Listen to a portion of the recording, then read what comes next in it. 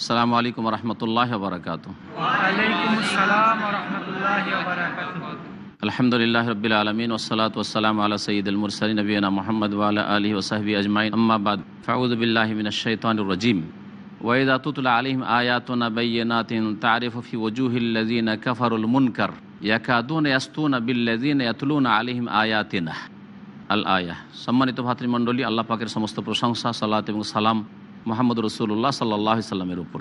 তাফসীর করব সূরা হজের আয়াত নম্বর ৭২ থেকে। মহান আল্লাহ এই আয়াতে কাফেরদের এক আচরণের কথা বর্ণনা করেছেন। আল্লাহ পাক বলছেন, ওয়াইদা তুতলা আলাইহিম আয়াতুনা বায়্যিনাত, যখন তাদের সামনে যারা অস্বীকারী, কোরআনে কারীমকে আল্লাহর বিধান বলে স্বীকার করে না, মেনে নেয় না, রাসূলকে মানে না, আল্লাহ পরকালে বিশ্বাসী নয়, তাদের সামনে যখন আমার আয়াত পাঠ করা হয়, যে আয়াতগুলি সুস্পষ্ট, বায়্যিনাত, সুস্পষ্ট আয়াত, আরবি ভাষায় কোরআনে কারীম নাজিল হয়েছে, আর প্রথম সম্বোধন করা হয়েছে আরব পৌত্তলিক মুশরিকদেরকে। তারা নিজের মাতৃভাষায় কোরআনের কথা বুঝত, আর পরোক্ষভাবে অন্যান্যদেরকে সম্বোধন করা হয়েছে। আর তাদের জন্য আলহামদুলিল্লাহ আজকের যুগে প্রত্যেকটি ভাষায়, দুনিয়ার কাছাকাছি প্রত্যেকটি জীবন্ত ভাষায় কোরআনে কারীমের তরজমা হয়ে গেছে, তাফসীর হয়ে গেছে। বিভিন্ন উপায়ে তাদের কাছে দ্বীন ইসলাম সম্পর্কে জ্ঞান পৌঁছে যাচ্ছে আজকে এই ইন্টারনেটের যুগে। সুতরাং সেগুলি স্পষ্ট, অস্পষ্ট নয়।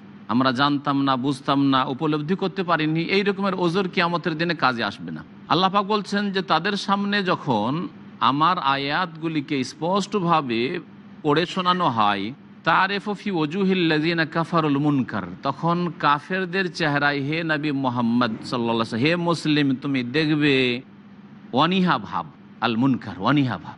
তারা কোরআনের কথা শুনতে চায় না।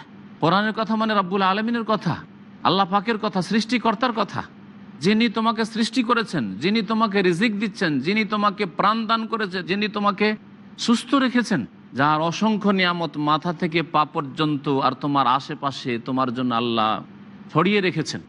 সেই আল্লাহ পাকের বাণী পাঠ করা হলে তোমার অনীহা ভাব, এটা হচ্ছে অস্বীকারীর চরিত্র। ইয়াকাদুনা ইয়াসতুনা বিল্লাযিনা ইয়াতলুনা আলাইহিম আয়াতিনা। আল্লাহ পাক বলছেন যে এমন অনীহা তাদের মধ্যে আসে যে মনে হয় যে তারা যেন ওই সব লোকদের ওপর যারা তাদেরকে আল্লাহর কথা পড়ে শোনায়, ইসলামের কথা পেশ করে, আল্লাহর সত্য দ্বীনের, তৌহিদের কথা, রিসালাতের কথা, আখিরাতের কথা, চরিত্র গঠনের কথা, আল্লাহ পাকের একমাত্র ইবাদত বন্দির কথা বলে এবং তাদেরকে দাওয়াত দেয়, আহ্বান করে। মনে হচ্ছে যে তাদের ওপর তারা আক্রমণ করে বসবে, ওই সব লোকদের ওপর, বিল্লাযিনা ইয়াতলুনা আলাইহিম আয়াতিনা, যারা আমার আয়াত পাঠ করে, আমার বিধান পেশ করে তাদের সামনে। কুল, হে নবী, তাদেরকে জানিয়ে দাও, যদি তোমাদের এইরকমই চরিত্র থাকে, নবী করিম সাল্লাল্লাহু আলাইহি সাল্লাম এবং তার সাহাবায়ে কেরামরা আরব মুশরিকদেরকে, মক্কার কাফেরদেরকে, তাইফের কাফের মুশরিকদেরকে যখন কোরআনে কারীমের কথা শোনালেন, কেমন আচরণ তারা করেছিল। ইয়াকাদুনা ইয়াসতুন, মনে হচ্ছিল যে এদেরকে রাখবেই না, ঝাঁপিয়ে পড়বে এদের ওপর, আর তাই করেছিল। আল্লাহ পাক রব্বুল আলামিন তখন মুমিনদেরকে হিজরত করতে বললেন যে এই মক্কার পরিবেশ বসবাসযোগ্য নয় তোমাদের জন্য, এখানে আল্লাহর দ্বীনকে প্রতিষ্ঠিত করা যাবে না। সুতরাং দ্বীনের হেফাজতের জন্য, ঈমান আমলকে সুরক্ষিত করার জন্য এখান থেকে হিজরত করো। প্রথম হিজরত আবিসিনিয়ার হাবাসার হইল, দ্বিতীয় হিজরত মদিনার হইল। আল্লাহ পাক রব্বুল আলামিন বলছেন, হে নবী, তুমি বলে দাও তাদেরকে, আফা ওয়ানাব্বিউকুম বিশাররি মিন যালিকুম, তোমাদের খারাপ লাগছে কোরআনের কথা, আল্লাহর দ্বীনের কথা, এর চাইতে তোমাদেরকে খারাপ সংবাদ দিব কি, তা হচ্ছে আন্নার, জাহান্নামের কথা, জাহান্নামের আগুনের সংবাদ তোমাদেরকে শোনাচ্ছি। কোরআনের কথা পছন্দ হয় না, অনীহা, আন্নার, জাহান্নামের আগুন রয়েছে। ওয়াদাহাল্লাহুল্লাযীনা কাফারু, আল্লাহ পাক রব্বুল আলামিন এই জাহান্নামের আগুনের ওয়াদা করেছেন, প্রতিশ্রুতি দিয়েছেন ওই সব লোকদেরকে যারা অস্বীকার করবে, আল্লাহ অস্বীকার, পরকাল অস্বীকার, আল্লাহর তৌহিদ, আল্লাহর একত্ব অস্বীকার, বাপদাদা পূর্বপুরুষদের কথা ছাড়তে চায় না, যদিও তা বাতিল হয়। ওয়াবিসাল মাসির, এবং কতই না জঘন্য তাদের প্রত্যাবর্তন স্থল। আল্লাহ পাক তারপরে শিরকের একটা উপমা পেশ করেছেন। ইয়া আইয়ুহান নাস, হে মানব সকল, যরিবা মাসালুন, একটি দৃষ্টান্ত তোমাদের সামনে পেশ করা হচ্ছে, একটি উপমা, এক্সাম্পল দেওয়া হচ্ছে। ফাসতামিউ লাহু, সুতরাং সেটা মনোযোগ সহকারে শোনো, কারণ না মন দিয়ে শুনলে বুঝতে পারবেন না, আর না বুঝলে সংশোধন হবে না। ইন্নাল্লাযীনা তাদউনা মিন দুনিল্লাহ, নিশ্চয়ই যাদেরকে তোমরা আহ্বান করো, ডাকো, যাদের পুজো করো, উপাসনা করো আল্লাহকে বাদ দিয়ে, লা ইয়াখলুকু যুবাবা, এরা কখনো একটা মাছিও সৃষ্টি করতে পারবে না। না করেছে, না করছে, না কখনো করতে পারবে। বেশি সৃষ্টি করতে বলছেন, একটা মাছি সৃষ্টি করে দিও। তোমাদের উপাস্যরা মৃত, একটা মাছি সৃষ্টি করে দিক। আল্লাহ বলছেন লা ইয়াখলুকু যুবাবা, একটা মাছিও সৃষ্টি করতে পারবে না। ওয়ালাউ ইজতামাউ, একা পারবে না, ঠিক আছে, 2-4-10টা প্রতিমা পুতুলকে বলো, সবগুলিকে একত্রিত হইতে বলো, যতগুলি উপাস্য আছে। ওয়ালাউ ইজতামাউ, যদিও তারা সকলে একত্রিত হয়ে যায়, পারবে না। আল্লাহ পাক বলছেন এমনকি ওয়াইন ইয়াসলুবহুম যুবাবু শাইআন, তাদের কাছ থেকে যদি মাছি কোনো কিছু ছিনিয়ে নিয়ে যায়, মিষ্টি, হালুয়া, আর কলা, আর দুধ চিনি, আর এই চাদর ইত্যাদি ইত্যাদি, নজরানা, টাকা পয়সা পড়ে আছে, পড়ছে, দিচ্ছে ভক্তরা, খাসি মোরগ জবাই হচ্ছে, এসব যে পড়ে আছে, এগুলি যদি মাছিতে ছিনিয়ে নিয়ে যায়, মাছি যদি নিয়ে যায়, সেগুলি মাছি বসছে ভ্যান করে আর নিয়ে যাচ্ছে, খাচ্ছে, লা ইয়াস্তানকিযুহু মিনহু, তাহলে মাছি থেকে এরা কখনো উদ্ধারও করতে পারবে না। উদ্ধার করতে পারবে? মাছি তাড়াতে পারবে? মাছিকে মিষ্টিতে বসতে দেবো না, দুধে বসতে দেবো না, এইখানে বসতে দেবো না, চাদর মাছি বসতে দেবো না।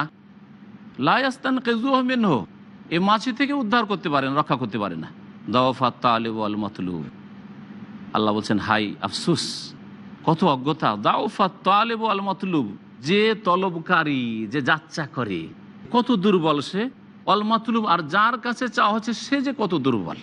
উভয়ই বড় দুর্বল। একমাত্র কাদির, সর্বশক্তিমান, কওয়িউন আজিজ, মহাপরাক্রান্ত আল্লাহ পাক রব্বুল আলামিন, তার কাছেই চাইতে হবে, তার কাছেই দোয়া করতে হবে, তারই ইবাদত করতে হবে, তাকেই সিজদা করতে হবে, তার বিধান মানতে হবে। এই জন্য আল্লাহ পাক সৃষ্টি করেছেন। মা কাদারুল্লাহ হাক্কা কাদরিহি, এরা আল্লাহ পাকের যথাযোগ্য কদর করল না, যথাযোগ্য মর্যাদা দান করল না। এই মা কাদারুল্লাহ হাক্কা কাদরিহি, এই আয়াতের অংশটুকু ব্যাপক অর্থ রাখে। যতগুলি মানুষ পাপে জড়িয়ে আছে, শিরকের পাপ হোক, কুফরির পাপ হোক, আর অন্যান্য পাপ হোক, ব্যক্তি জীবনের পাপ হোক, পারিবারিক ক্ষেত্রে পাপ হোক, গুনাহ হোক, সমাজ বিরোধী পাপ হোক, অর্থনীতির ক্ষেত্রে হারাম ভক্ষণ হোক, হারাম উপার্জন হোক, সুদ হোক, ঘুষ হোক, যত রকমের পাপ, বেনামাজি, নামাজ পড়ে না, রোজা রাখে না, রোজার দিনে পানাহার করে, যাকাত দেয় না, আল্লাহ পাক রব্বুল আলামিনের বিধান মানে না, মা কাদারুল্লাহ হাক্কা কাদারিহি, যতগুলি পাপী রয়েছে তারা আল্লাহ পাকের যথাযোগ্য মর্যাদা দেয় না। যদি আল্লাহ পাকের যথাযোগ্য মর্যাদা তাদের অন্তরে থাকতো, তো আল্লাহ পাক যে জন্য সৃষ্টি করেছেন সেই কাজ অবশ্যই করত। কোনো মানুষ যখন কোম্পানিতে চাকরি করে, যে কাজে এসেছে, সকাল 6টায় ডিউটি, 2 ঘন্টা আসতে লাগবে, ভোর 4টায় রাত্রে ঘুম ছেড়ে বেরিয়েছে, কোনোদিন ডিউটিতে লেট হয় না। মানুষের খারাপ স্বভাব যে অধিকাংশ মানুষ আল্লাহ পাকের যথাযোগ্য মর্যাদা দিল না। যথাযোগ্য মর্যাদা যদি দিত তাহলে তার প্রতি ঈমান নিয়ে আসত, তিনি যা বলেছেন তা বিশ্বাস করত, তিনি যা পাঠিয়েছেন যে বিধান, সেই বিধান মোতাবেক জীবন গড়ত। সুতরাং তার দ্বারা কোনো পাপ হইতো না। যেই ব্যক্তি পাপ করে সে আল্লাহর মর্যাদা দেয় না, যে কোনো পাপ। প্রথম কথা, যে পাপ করে সে এই বিষয় থেকে গাফিল যে আমাকেও কেউ ধরার আছে। একটা পুলিশ পাহারায় থাকলে এমন পাপ করবে না যে পুলিশ ধরতে পারে, তাই না? পুলিশের ওপর বিশ্বাস, প্রশাসনে বিশ্বাস যে এইরকম অপরাধ করলে ধরা পড়ে যাব। মায়ের সামনে, বাবার সামনে না, এসব করা যাবে না, অন্যায় কাজ করা যাবে না। কতটা মর্যাদা দিচ্ছেন বাপ মায়ের, চিন্তা করুন আপনি। কতটা ভয় করছেন আপনি প্রশাসনকে, একটা পুলিশকে। কিন্তু রব্বুল আলামিন তিনি সব কিছুই দেখছেন। আলাম ইয়ালাম বিআন্নাল্লাহ ইয়ারা, মানুষ কি জানে না যে আল্লাহ দেখছেন? আল্লাহ সব কিছু শুনলেন, গোপনে কানে কানে ষড়যন্ত্র করলেন কাউকে খুন করার জন্য, কোনো পাপ করার জন্য, কারো ক্ষতি করার জন্য। ভাবলেন কেউ জানতে পারল না। আল্লাহ কি দেখলেন না, শুনলেন না, জানলেন না? তিনি আলিম, তিনি খাবির, তিনি লতিফ, তিনি সূক্ষ্ম খবর রাখেন, সব কিছু সম্পর্কে ওয়াকিফাল। এটা ছিল আল্লাহ পাকের মর্যাদা দান করা। আল্লাহ পাকের কোথায় মর্যাদা দিলেন? বাবার সামনে বিড়ি পান করতে পারেন না, সিগারেট পান করতে পারেন না, হ্যাঁ রব্বুল আলমিনের সামনে কোনো ব্যাপার না, ছাড়ছেন আকাশের দিকে টান দি। মা কাদারুল্লাহ হাক্কা কাদরিহি, আল্লাহ পাকের যথাযোগ্য মর্যাদা দান করলো না। যত পাপী রয়েছে, বেনামাজি যদি আল্লাহ পাকের মর্যাদা দান করতো, কখনো আধা নামাজি হইতো না, ফুল নামাজি হইতো। এক কথায় এই বিষয়টিকে যত বাড়াবেন তত বাড়বে। এখানে আমাদের অল্প সময়ের বিরতি দিয়ে আবার আমাদের আলোচনার দিকে ফিরে আসছি।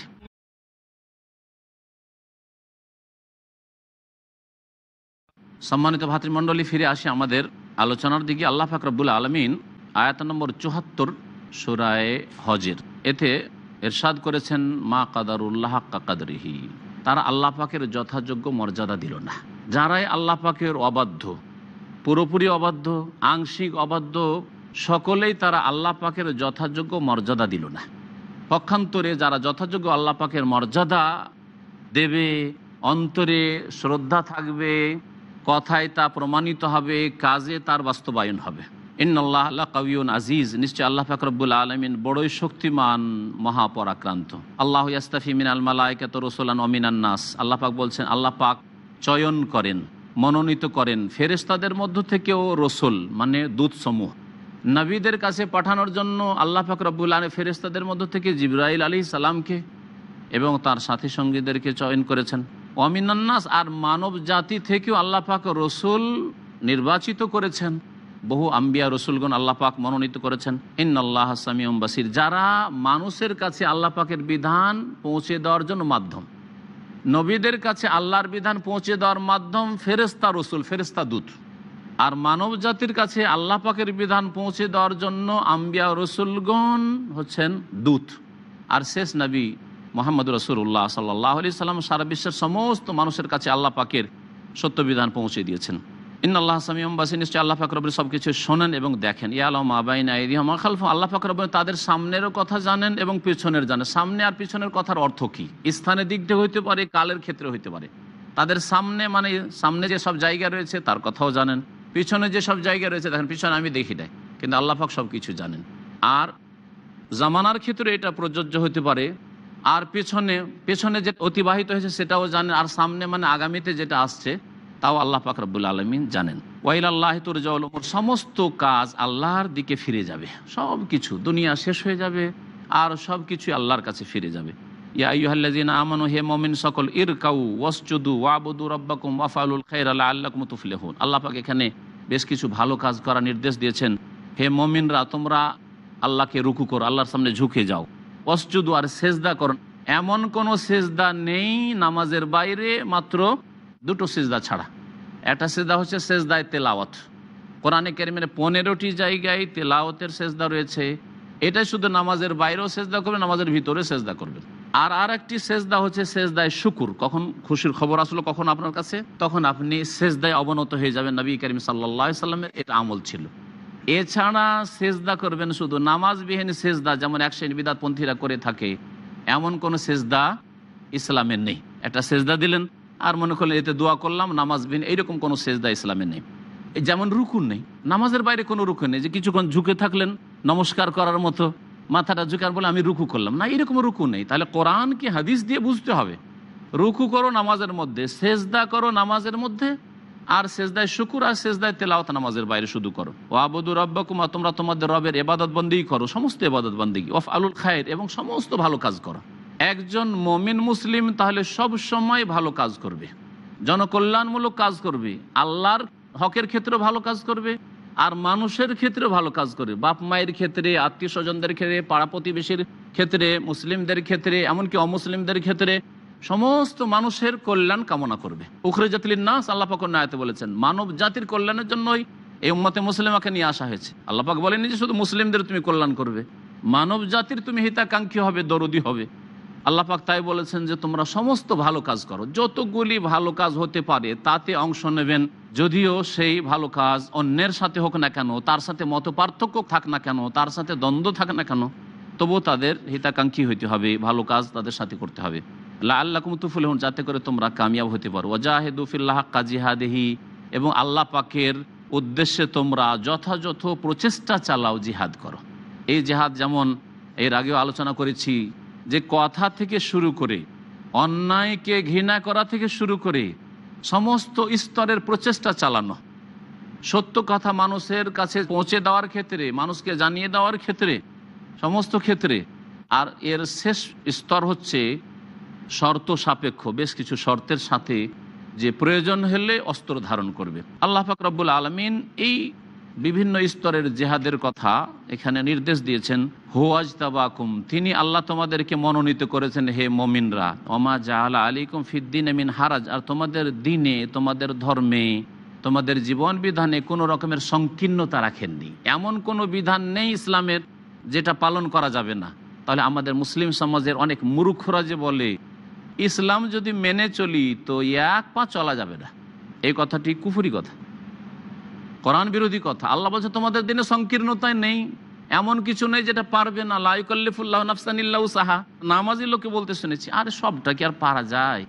যদি ইসলাম পুরোপুরি পালন করে চলি তাহলে এক পাও চলা যাবে না। সেই জন্য মহিলাকে দেখবে, ও সিনেমা দেখবে, মহিলা ভাবির সাথে গল্প করবে, ও শালির সাথে গল্প করবে, চলা যাবে। কেন চলা যাবে না? আপনার স্ত্রী যথেষ্ট নয় আপনার জন্য গল্প করার জন্য, প্রেম আলাপ করার জন্য? আপনার হালাল রিজিক যথেষ্ট নয়? আপনাকে হারাম ওই চুরি করতে হবে আর ঘুষ খেতে হবে, চাকরির পয়সা যথেষ্ট নয়? আল্লাহ পাক দিনে কোনো রকমের সংকীর্ণতা রাখেননি। সুতরাং কখনো এরকম কথা যেন কোনো মুসলিম না বলে, কোনো মানুষ না বলে যে ধর্ম পালন করলে এক পা বাড়ানো যাবে না। এটা ইসলামের ক্ষেত্রে প্রযোজ্য না, অন্য ক্ষেত্রে হইতে পারে, সংসার ত্যাগীদের ক্ষেত্রে হইতে পারে, কিন্তু দিন ইসলামের ক্ষেত্রে নয়। মিল্লাত আবিকুম ইব্রাহিম, এই দিন হচ্ছে তোমাদের পিতা ইব্রাহিম আলাইহিস সালামের তরিকা পদ্ধতি। হুয়া সাম্মাকুমুল মুসলিমিন, তিনি তোমাদের নাম মুসলিম রেখেছেন। তিনি রেখেছেন কে? কেউ কেউ বলছেন আল্লাহ পাক রব্বুল আলামিন। আল্লাহ পাক তোমাদের নাম স্বয়ং চয়েস করেছেন, সেটা হচ্ছে যে তোমরা মুসলিম। আর মুসলিমের বহু বচন হচ্ছে জামা মুসলিমিন বা মুসলিমুন। তোমাদের নাম আল্লাহ মুসলিম রেখেছেন। আর কেউ কেউ বলছেন না, যেহেতু এখানে ইব্রাহিমের কথা কাছাকাছি উল্লেখিত হয়েছে, মিল্লাত আবিকুম ইব্রাহিম, হুয়া, ইব্রাহিমের পরে হুয়া এসেছে, তিনি অর্থাৎ ইব্রাহিম আলাইহিস সালামও তার দিনে তোমাদের নাম মুসলিম রেখেছেন। অর্থাৎ যারাই আল্লাহর সামনে আত্মসমর্পণ করে আল্লাহ প্রদত্ত দিন যুগে যুগে মেনেছে তাদের নাম মুসলিম। আর আগের অসম্পূর্ণ ইসলামগুলিকে রহিত করে দেওয়া হয়েছে পূর্ণাঙ্গ ইসলাম। আলিয়াউমা আকমালতু লাকুম দীনাকুম, আজকে তোমাদের জন্য তোমাদের জীবন বিধানকে কমপ্লিট করে দিলাম বলে রাসূলুল্লাহ সাল্লাল্লাহু আলাইহি ওয়াসাল্লামের ওপর এই আয়াত বিদায় হজে নাজিল করে দিনকে কমপ্লিট করে দিয়েছেন সমস্ত মানুষের জন্য। আল্লাহ পাক বলছেন যে তোমাদের নাম মুসলিম রেখেছেন আল্লাহ পাক, অথবা ইব্রাহিম আলাইহিস সালাম মিন কাবুল, এর পূর্বেও মানে আগেও মুসলিম নামটি ছিল।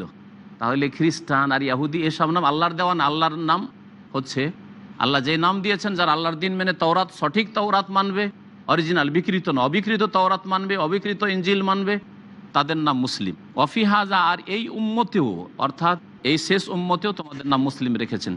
লিয়াকুনা রাসূল শাহিদান আলাইকুম, যাতে করে তোমাদের উপর রাসূল সাক্ষ্য দান করতে পারেন, সাক্ষী হতে পারেন। রাসূলুল্লাহ সাল্লাল্লাহু আলাইহি সাল্লাম সমস্ত নবীদের জন্য ওই সব উম্মতের ক্ষেত্রে সাক্ষী দেবেন যে এই নবীরা পৌঁছে দিয়েছে, এবং উম্মতের জন্য সাক্ষী দেবেন। ওয়া তাকুনু শুহাদা আলান নাস, আল্লাহ পাক বলছেন যে যাতে করে রাসূল সাল্লাল্লাহু আলাইহি সাল্লাম তোমাদের উপর সাক্ষী হতে পারেন।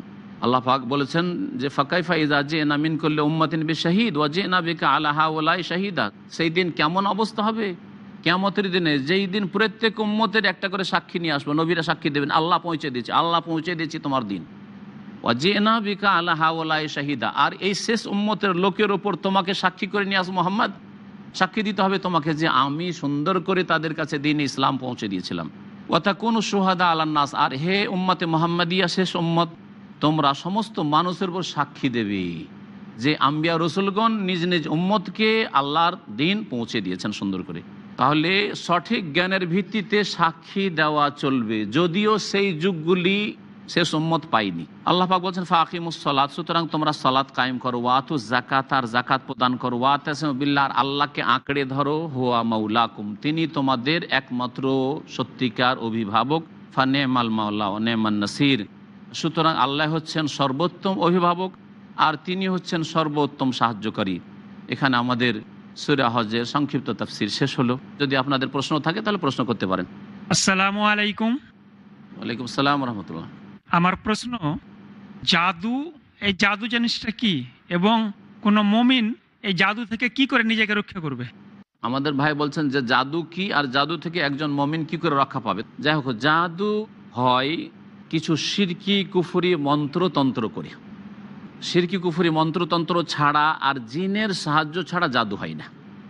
আমাদের দেশীয় ভাষায় বান মারা বলে, এটাও জাদুর একটা ধরন। তো শিরক কুফরি ছাড়া জাদু হয় না।